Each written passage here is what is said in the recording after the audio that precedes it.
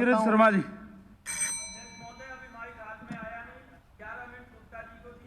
आप अपने बात रखो, आप बात रखो। 5 मिनट अध्यक्ष महोदय, 5 मिनट आप 5 नहीं, मिनट स्पीकर साहब मैं बोलता ही नहीं हूँ। वो स्पीकर साहब 8 बोल गए, आप 8 के पानी में बोलता ही नहीं। स्पीकर साहब ऐसे थोड़ी होता है। आप विशेष मेंबर का विशेषाधिकार है, आप डिमोरलाइज कर रहे हैं मेंबर को सदन के अंदर। और 4:40 टाइम है, ये नोट कर लीजिए। अध्यक्ष महोदय, मैं आपके समक्ष कहना चाहूंगा कि आज जैसा आपका हमें राज्यपाल के अभिभाषण में, माननीय महामहिम महोदय के अभिभाषण में बिजली के ऊपर मैं कुछ तथ्य आपके समक्ष रखना चाहूंगा। सरकार ने 2 कंपनियां बना रखी हैं, UHBN और DHBN, और इसके अंदर हर जगह सरकार कृषकों को बदनाम करने का काम करती है। चाहे कृषि सब्सिडी की बात हो, चाहे प्रदूषण के समय पराली की बात हो। 2004 के अंदर टोटल जो एग्रीकल्चर सेल्स था उसके अंदर 800 करोड़ रुपया हरियाणा सरकार का जाता था, आज जो बढ़ के 7,000 करोड़ रुपया हो चुका है। उसके अंदर भी अध्यक्ष महोदय, मैं इस महान सदन को बताना चाहूंगा कि जो अच्छा कार्य करे उसका प्रोत्साहन करना चाहिए, और जहां चोरी ज्यादा हो या जो अफसर चोरियां करा रहे हैं मिलजुल के 2-3 जिलों में, वहां के लोगों को यह एहसास होना चाहिए कि आप गलत काम कर रहे हैं। अध्यक्ष महोदय, ये सरकारी डेटा है। UHBN और DHBN का लाइन लॉस 5% का फर्क है। DHBN के अंदर लाइन लॉस 5% कम है। और जब हम आते हैं अध्यक्ष महोदय, cost of service per unit, UHBN की 7 रुपए 84 पैसे है और DHBN की 7 रुपए 25 पैसे है, जो कि 60 पैसे प्रति यूनिट का फर्क है।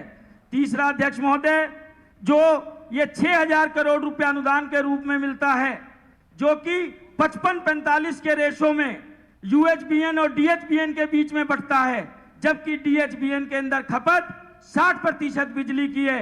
अगर जो ढंग से कायदे से ऑडिट की जाए, जिसकी बार बार बात हो रही है कि एनर्जी ऑडिट कीजिए, एनर्जी ऑडिट कीजिए, ये मैं दावे से कह सकता हूं DHBN के उपभोक्ता को 1 से 1.5 रुपए पर यूनिट का नुकसान हो रहा है, क्योंकि वहां चोरी कम है, वहां अधिकारी ऐसे नहीं है। परंतु UHBN के अंदर कुछ चुनिंदा अधिकारी हैं जो मिलजुल के चोरी करते हैं, और सबको एक रास्ता मिला पड़ा है कि एग्रीकल्चर फीडर है, जो भी फालतू चोरी है एग्रीकल्चर के नाम डाल दो, किसानों के नाम डाल दो। ये किसानों के संग बहुत बड़ा अन्याय है।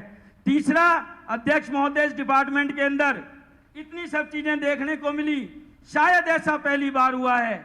सन 2015 में माननीय मुख्यमंत्री जी आदेश करते हैं, परंतु उनके आदेशों की भी पालना नहीं होती, उनके आदेशों की भी अवहेलना हो जाती है। शायद ऐसा पहले कहीं नहीं हुआ हो।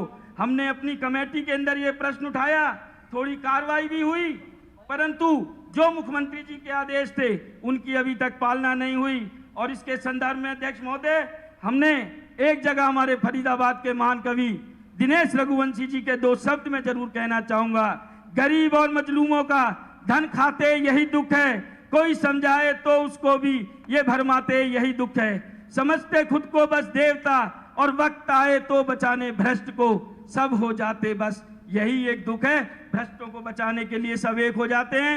और जो माननीय महामहिम का अभिभाषण है, सब चीजें बड़ी अच्छी अच्छी लिखी हैं। मैं बहुत चीजों से ऊपर उठ के बात करता हूं। अगर जो ये सारी चीजें अच्छी हैं, मैं लोकल बॉडी के ऊपर आना चाहता हूं, छोटी सरकार के ऊपर आना चाहता हूं। क्या हो रहा है लोकल बॉडी के अंदर? एक हमारे इलाके की बेटी मेहंदी लगे हाथों में माननीय मुख्यमंत्री जी को ट्वीट करती है कि मुख्यमंत्री महोदय, मेरी शादी है, मेरी बारात कैसे आएगी, मेरी शादी कैसे होगी। मैं एक तरीके से धन्यवाद भी करता हूं मुख्यमंत्री मनोहर लाल खट्टर जी का ट्वीट पे संज्ञान लिया, परंतु यह पूरी सरकार के लिए शर्म की बात है। क्या आप सीवरेज में फंटी मारने का काम मुख्यमंत्री जी करेंगे? उस नगर निगम के अंदर जिसके अंदर 610 करोड़ रुपए की हम सिर्फ तनख्वाह बांट रहे हैं, और आज जिस घड़ी जिस क्षण में बोल रहा हूं उस गली की स्थिति जस की तस है। कोई साथी कहता है 15% की लीकेज है, कोई कहता है सेंटर से इतना पैसा आता है। अध्यक्ष महोदय, हमारे यहां तो बिना काम के ही पेमेंट हो जाती है। 250 करोड़ का मसला है, छोटे मोटे पैसे का मसला नहीं है। और यह बड़ी व्यवहारिक बात है, देरी से न्याय मिलना भी अन्याय है। जूतियां घिस गई हमारी चंडीगढ़ में कि कार्रवाई हो सतबीरा एंड सतबीरा कंपनी पे। और जब तक विजिलेंस जांच के ऑर्डर हुए, नगर निगम के रिकॉर्ड रूम में ही आग लग गई। क्या तो जांच होगी, क्या मौके पे काम होगा? आज मेरे साथी भी कह रहे थे, अगर जो सब चीज अच्छी है, ऐसा पहली बार हुआ है, सड़कों पे खड्डे नहीं थे तो करप्शन की भेंट चढ़ गया। वर्लपुल चौक से लेके प्याली चौक, हार्डवेयर चौक से लेके प्याली चौक का रास्ता, जिसपे भाई मूलचंद शर्मा जी की विधानसभा का लड़का सचिन शर्मा शहीद हो गया, खड्डे नहीं थे तो हमारा बाटा पुल उतरते के संग बेटा पवित्रा शहीद हो गया। पिछली बार इसी महान सदन में मैंने सुझाव दिया था कि सीवरेज के ढक्कन ना बदले जाएं तो उसको राइट टू सर्विस के अंदर लिया जाए।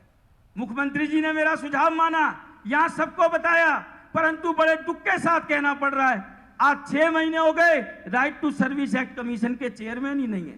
कार्रवाई कहां होगी, किस पे होगी? तीसरा, अध्यक्ष महोदय, मैं कहना चाहता हूं, स्वच्छ भारत मिशन ये आपकी सरकार का ही प्रोजेक्ट है, और ये शहजाद नीरज शर्मा नहीं कह रहा है, भाजपा के महापौर चिल्ला चिल्ला के कह रहे हैं, भाजपा के पार्षद घोटाले की बात कर रहे हैं, और शायद पीछे आपने भी चंडीगढ़ में मीटिंग करी होगी। पूरा का पूरा आपका केंद्रीय पदाधिकारीगण, पूरे हरियाणा के महापौर, डिप्टी मेयर आपने इकट्ठे करे कि शहरी स्थानीय निकाय विभाग में क्या हो रहा है। और जब इस सदन में हम प्रश्न लगाते हैं तो हमें गुमराह करके गलत जवाब दिए जाते हैं। उन पे चर्चा यहां नहीं करूंगा, मेरा समय कट जाएगा। सिर्फ मैं इतना बताना चाहूंगा कि इस विभाग के मंत्री माननीय अनिल विज जी हैं।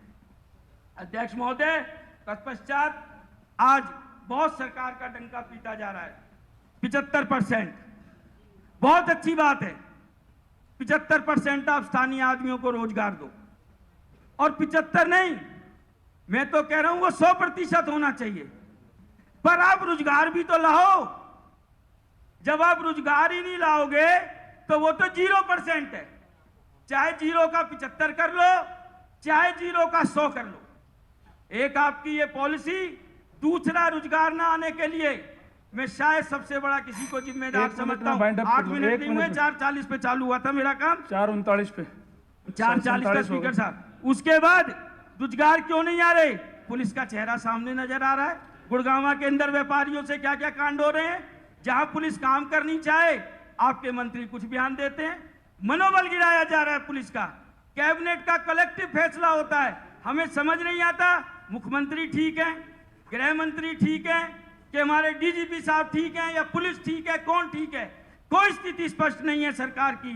तत्पश्चात शिक्षा और स्वास्थ्य के अंदर आप लोगों के बड़े लंबे चौड़े दावे हैं। प्रश्न लगाए थे मैंने अस्पतालों को लेके, खास तौर से इसके अंदर मैं कहना चाहूंगा, जो ये प्राइवेट अस्पताल, प्राइवेट स्कूल है, आखिरी बात कह के मैं समाप्त कर रहा हूं, कि ये लोग पैरेलल गवर्नमेंट बन चुके हैं। कोरोना के अंदर किसी ने बात नहीं करी। पहली का बच्चा कहां से ऑनलाइन पढ़ाई करेगा?